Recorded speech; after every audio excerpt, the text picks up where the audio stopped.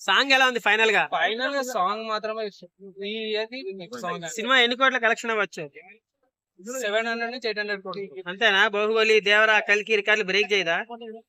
లేదు అంతేనా?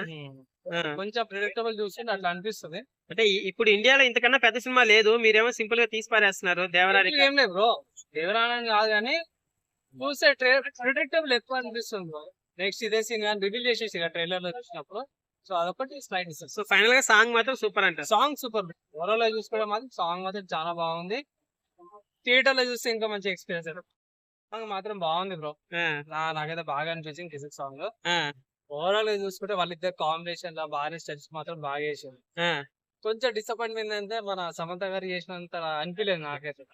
డాన్స్ బాగా చేశారు కదా? బాగా చేసింది కానీ ఆ లెవెల్ లో రాలేదు అనిపించింది. అల్లు అర్జున్ డాన్స్ ఎలా అనిపించింది? స్టెప్పులు బాగుంది బ్రో. నీకు బ్యాక్గ్రౌండ్ సీన్స్ ఉన్నాయి, బ్యాక్గ్రౌండ్ లొకేషన్ సెట్ ఏదైతే ఉందో అది నాకు చాలా బాగా అనిపించింది. అండ్ దాని తర్వాత నెక్స్ట్ విజయం నెక్స్ట్ లెవెల్. అసలు అల్లు అర్జున్ గాంధీ డాన్స్ స్టెప్స్ మాత్రం ఎక్కువ అంటే తక్కువ లేదు, చాలా మంచిగా చేశారు అన్నమాట అల్లు అర్జున్. మొన్న వచ్చే ట్రైలర్ ఎలా ఉంది? ట్రైలర్ నెక్స్ట్ లెవెల్ అబ్బా.